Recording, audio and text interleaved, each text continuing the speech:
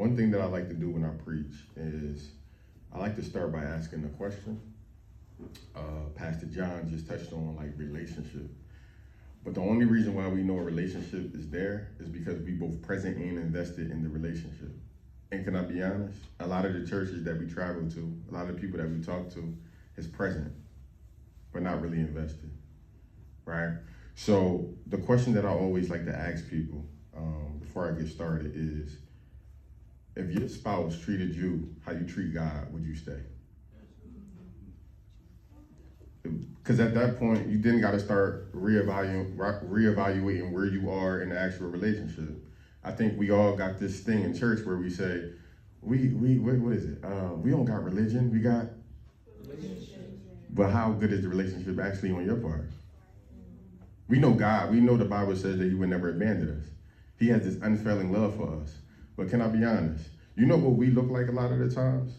We look like, raise your hand if somebody married ever tried to talk to you. Like if a married woman, married man ever tried to talk to you, raise your hand.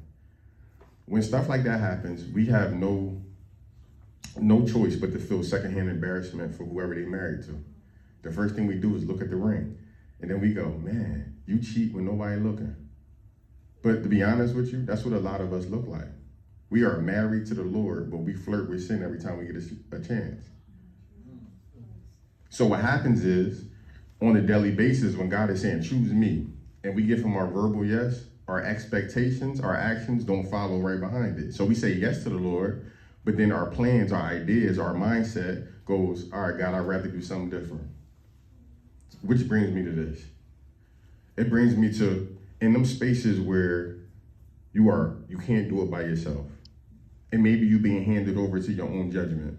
And the first thing we do in relationships is mentally check out. And the first thing that we do when it comes to the Lord is mentally check out.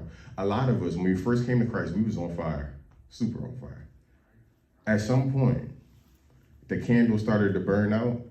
And if I'm being honest, there's a lot of us in here right now that's running off of fumes.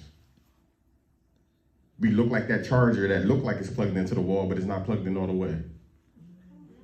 So at that point, here's my question to you. How long do you sit here and actually keep lying to yourself and keep saying that I'm on fire for the Lord when you know, when you lay your head down that night and them prayers barely touch the ceiling because your confidence is not there no more?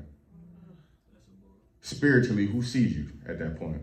Because now we're talking about community. You got to have people in your life that's able to spiritually see you. When trauma comes into your life, when you start having mental health issues, you don't know what to say. Sometimes when you're feeling it, you don't know what to say out loud. You got to have people that spiritually look at you and go, there was something wrong with my brother. And then care enough to pull up. Community, common unity. Some of us is connected to people, places, and things that we have no commonalities with. At that point, you got to ask yourself, why are you still there? Why are you still operating in isolation when God is calling you to separation? Why is it taking you so long to separate from your A1 day ones if y'all got nothing in common no more? If the only time that they cheer for you the loudest is when you start backsliding. Not when you, because notice, when you say, yo, come to church with me, it get quiet. They start making excuses. Sunday, they don't show up. That's what happens. But when it's Friday night, Saturday night, they calling you, trying to get you to have your favorite drink, roll up your favorite weed, do whatever you like to do. At that point, it's two things y'all bond off of, sin and trauma bonding. Anything outside of that, when the pain is still present, they're your friend. But the moment that healing starts to be presented, notice how lonely you actually get in this walk. And that's why many people run away from God. Because what you end up saying is, it look lonely on this side. This walk a little corny. I was more lit outside the will of God. Raise your hand if you ever felt like that.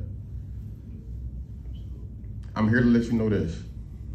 The reason why you feel like that is because you truly haven't experienced the freedom that comes with the walk. You truly haven't locked in the way you're supposed to. Spiritually, I think you're there. You already made the choice. Emotionally, you might be connected. Mentally, you're not there. Your mind is thinking something else. So when you read in the scriptures, it sounds amazing. When pastor up there preaching, it sounds amazing. When people giving their testimony, man, do it sound amazing. But at what point do you actually have that conversation with God and say, Lord, this is how I truly feel? I feel as though we're not connected the way we're supposed to. Actually, let me be honest. When I hear other people's testimonies, I actually get jealous because I'm trying to figure out when it's my turn. That's why community is important. You need people that's gonna be able to see you and call you out on it. We don't have an information issue. We in 2025, we have a desire issue. You don't want to read your word. It's not because it's hard to break down. It's not because it's hard to read, because you read the captions on Instagram every day. Every day you scroll up and down on TikTok reading them. All right. I forgot we was in church. I didn't get back. All right, so here's my thing. I want us to start being honest with ourselves, and I want us to start reevaluating where we are in the relationship. Because, like I said before, we only Kingdom Connect. We only here for 2 reasons. We want you to grow deeper in wisdom, which is why we find it in the Bible, and we want you to grow deeper in relationship, which is why we up here preaching.